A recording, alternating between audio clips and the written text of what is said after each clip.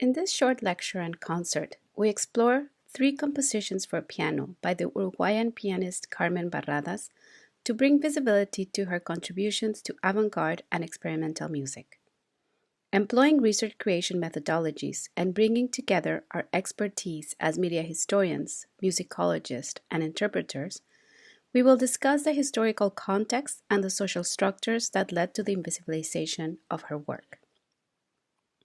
Specifically, we use reactivation, understood by Mexican feminist artist Mónica Mayer and art historian Karen Cordero, as a feminist method of research creation that consists in re-engaging with archives that have been ignored by dominant histories of art through the organization of intergenerational gatherings, curatorial projects, and art exhibitions.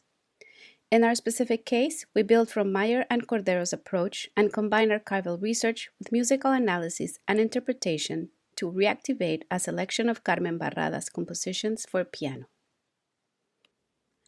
Our process of reactivation begins with a brief overview of Barradas' cultural milieu to locate her as a meaningful exponent of 20th century avant-gardes, followed by interpretations of Barradas' Fabricación, Aserradero, and Fundición, which will be accompanied with a musical analysis. Born in Montevideo to a family of Spanish immigrants, like many other female artists, Carmen Barradas is not considered as an artist in her own right, but rather she is mostly known as the sister of the avant-garde painter Rafael Barradas, the author of the abstract current in painting known as Vibrationism. Between 1915 and 1926, Carmen lived in Madrid and Barcelona along with her older brother Rafael and her younger brother, the ultraist poet Antonio de Ignatius, where the three of them became actively involved in the intellectual and artistic milieus of both metropolis. During her stay in Spain, Carmen was influenced by avant-garde artists and the heterogeneous nucleus of intellectuals of the generation of 27. In her work, she made direct references to the musical currents that were emerging at the beginning of the 20th century, including futurism and experiments with prepared piano techniques. She also developed a unique style of graphic notation, making her one of the earliest exponents in this field. Through our lecture concert, we hope to contribute with current efforts to disseminate her work and recover her meaningful contributions to these histories.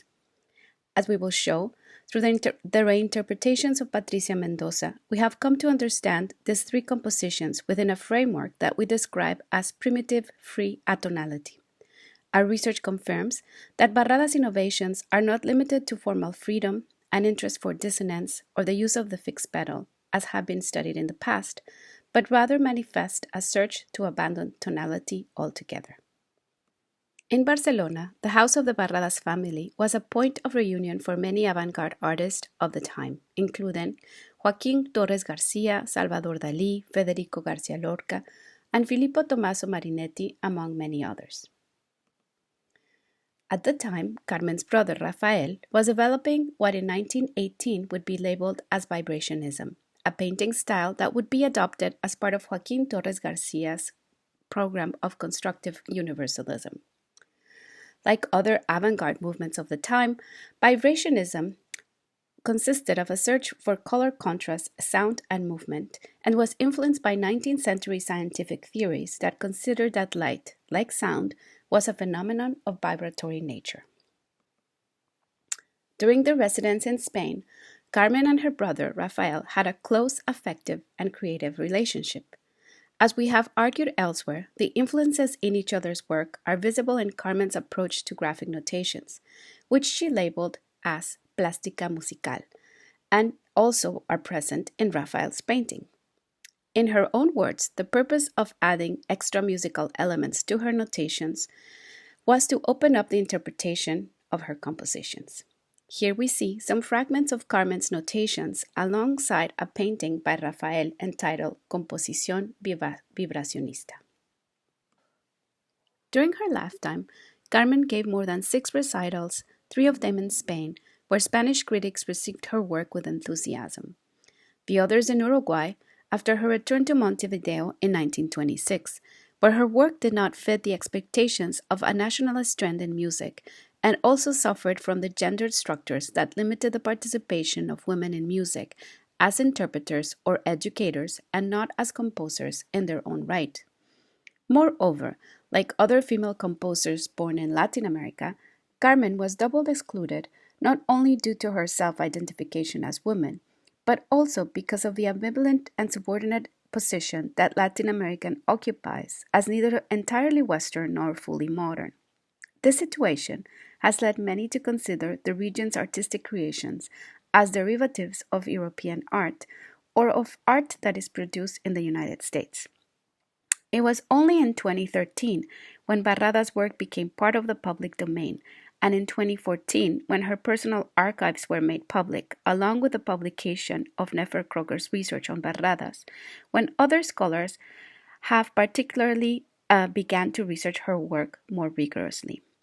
As it refers to the three of us, Adriana Santos Melgarejo has studied Barradas' work since 2012 and began to collaborate with Gabriela Aceves Sepúlveda in 2017 when she began to research Barradas' work as part of an investigation on gender and sound in Latin America.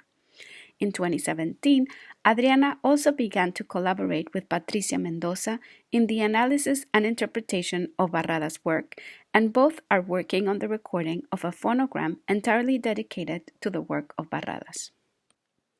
In 1922, Carmen premiered in her first recital in Madrid the compositions that we will listen to today, Fabricación, Aserradero, and Fundición, in which, according to Spanish critics, Carmen showed her adherence to the emergent futurist aesthetic of her time by placing emphasis on the relation between man and the sonic world of the machine, by extending the sound of the instrument through various techniques. Traditionally, they have been performed as a triptych, although we have not found explicit references that show that the composer categorized them that way. We consider that in these three works, rather than expanding the elements of tonal music, as has been studied so far, Barradas worked with elements that bring her closer to a space of creation in terms of the treatment of texture, timbre, rhythm, form, and pitch. In this composition, she works with pitches far from the function of the degrees of the scale to create dissonances. She introduces metric changes based on different rhythmic patterns and irregular meters, and she also explores diverse sonorities, experimenting with the different timbre possibilities of the piano. To interpret these works, we use the pitch class theory formulated by the American musicologist Alan Forte. This theory allowed us to define and analyze the groupings of sounds used by Barradas through the concept of pitch class. We also use the rhythmic structure analysis proposed by Grobesnor Cooper and Leonard Meyer. This conceptual framework was used to develop a new interpretation and help us understand the expressive contents of Barradas' composition. This analysis allowed us to familiarize and understand the original and innovative elements in Barradas' work and how her work was in dialogue with many avant-garde currents of her time, including pioneering works of futurism and other trends of later decades. Now, we will look closer at Fabricación, which is Barradas' best-known work. It is characterized by the use of a fixed pedal throughout the piece and a constant sonority of descending and ascending arpeggios. The piece is written in 38 bars and can be divided into 5 sections, which we have delimited based on the changes of movement and the difference in treatment of ideas.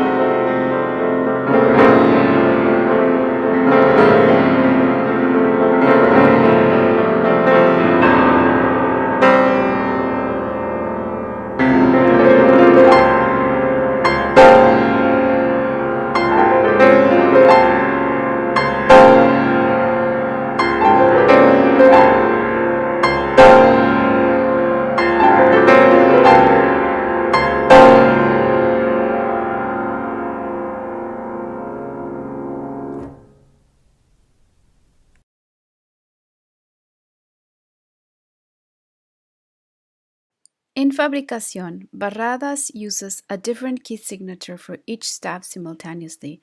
While the left hand uses a key signature with 5 flats, the right hand uses a key signature with 5 naturals.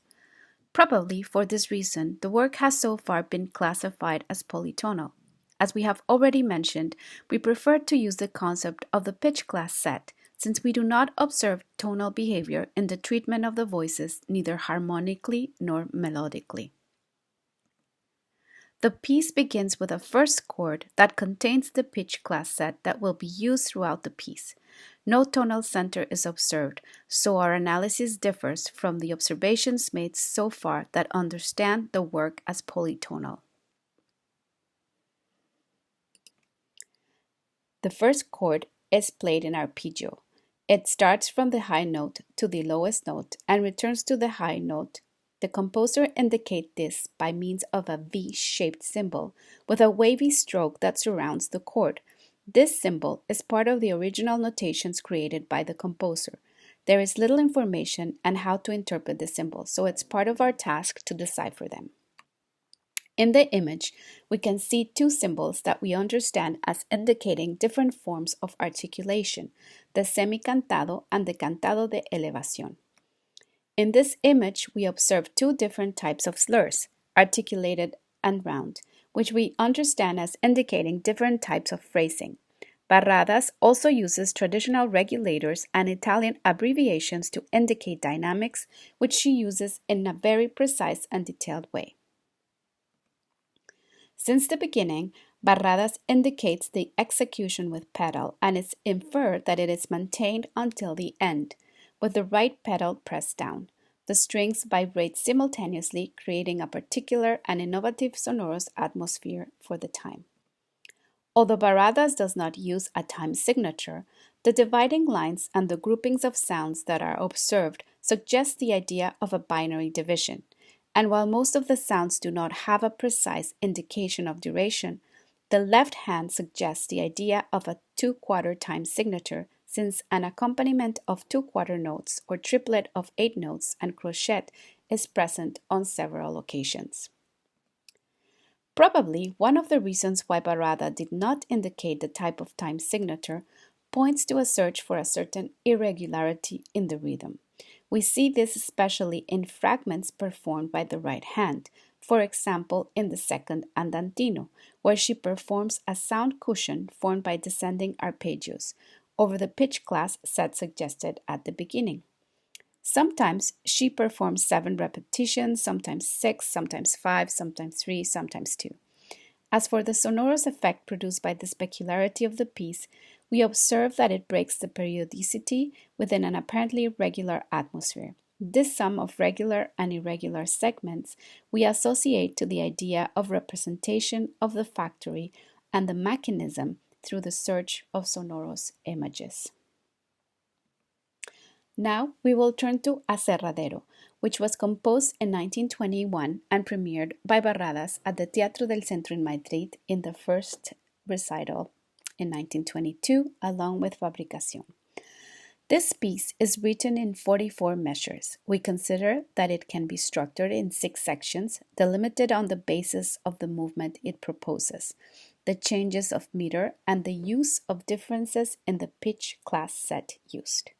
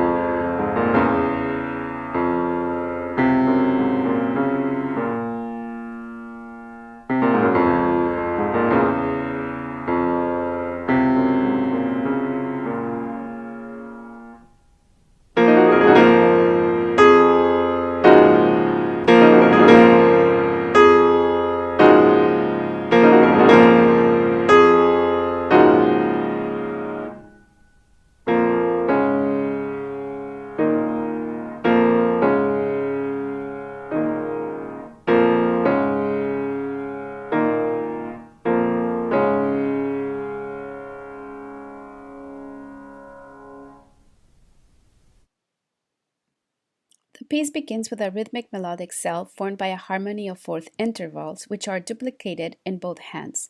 This same rhythmic melodic cell, with variations, is repeated in other parts of the piece. The second section, written in 2/4, is characterized by a scalistical sonority and arpeggiated chord accompaniment played in a descending and ascending manner, the same type of arpeggiated chord that Barradas uses in Fabricación. In the third section, she returns to the same rhythmic pattern and the same pitch class set used in the first section, although with variations. Instead of fourths, she uses sixths, fifths, and thirds and omits the B flat. In the next section, she uses again the 2/4 time signature and a design with elements already used in the second section.